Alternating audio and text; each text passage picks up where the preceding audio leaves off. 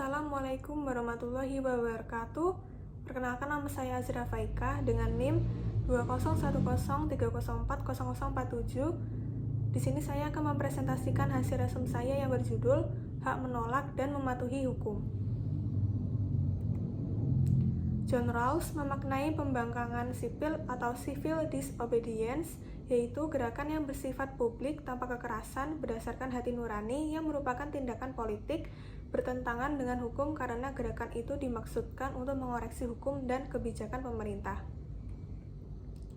Ciri civil disobedience atau CD yaitu yang pertama, sebagai tindakan politik, kedua, ditunjukkan pada penguasa politik, ketiga, dengan tuntutan prinsip keadilan harus termuat dalam konstitusi, keempat, dilakukan secara terbuka, dan yang kelima, tanpa melanggar prinsip keadilan. CD dapat dibenarkan menurut Rawls dengan syarat adanya 3 kondisi utama, yaitu pertama, gerakan CD harus dibatasi pada pelanggaran serius terhadap prinsip keadilan, prinsip kebebasan yang sama bagi semua warga. Ketika hak dasar untuk hidup layak, hak beribadah secara bebas, hak mendapatkan pendidikan dan pekerjaan yang layak diabaikan oleh negara, maka di situ terjadi ketidakadilan yang menuntut tindakan tegas dari kelompok yang dirugikan untuk mengoreksinya. Yang kedua, CD dapat dibenarkan ketika berbagai upaya yang dilakukan dengan kehendak baik untuk memperbaiki keadaan yang tidak mendapat respon yang baik dari penguasa. Tuntutan CD semakin mendesak ketika upaya yang lebih keras seperti demonstrasi atau pendudukan tempat publik pun tidak ditanggapi oleh pemerintah. Ketiga, kelompok masyarakat dibenarkan melakukan CD sebagai langkah terakhir dalam memperjuangkan haknya setelah upaya dua legal formal gagal membuahkan hasil yang diharapkan. Mengapa patuh pada hukum? Immanuel Kant melihat hukum sebagai sesuatu yang paling tepat untuk mengamankan hak setiap orang.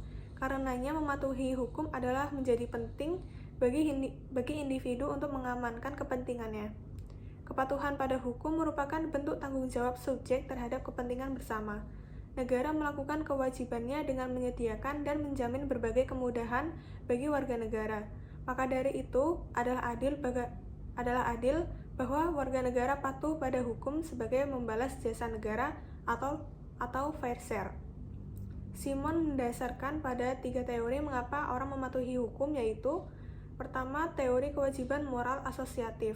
Teori ini kewajiban untuk patuh pada hukum sebagai konsekuensi dari peran sosial. Peran sosial menuntut kewajiban moral tertentu dari pemangku peran. Kewajiban yang harus dipikul oleh subjek karena peran yang dimainkan. Kewajiban yang ditimbulkan oleh peran bersifat wajib begitu saja, karena kepatuhan pada hukum merupakan konsekuensi dari peran subjek sebagai negara. Yang kedua, ada teori kewajiban moral transaksional. Teori ini mendasarkan kewajiban mematuhi hukum pada interaksi dengan sesama warga negara atau dengan negara yang secara moral dipandang penting. Di sini kewajiban tergantung pada apa yang sudah saya lakukan terhadap atau nikmati dari negara. Kewajibannya lalu bersifat volunteer, kita sudah mendapatkan manfaat dari negara, karena itu kita bersedia patuh dengan hukum yang ditetapkan negara. Yang ketiga, teori kewajiban natural. Teori ini mendasarkan kepatuhan akan hukum pada kontrak politik secara diam-diam atau implisit dilakukan subjek dengan negara. Karena itu, kewajiban natural untuk mematuhi hukum merupakan konsekuensi moral dari persetujuan bebas subjek dengan negara tersebut. Mungkin itu sekian dari saya. Apabila ada salah dan kurangnya mohon maaf. Wassalamualaikum warahmatullahi wabarakatuh.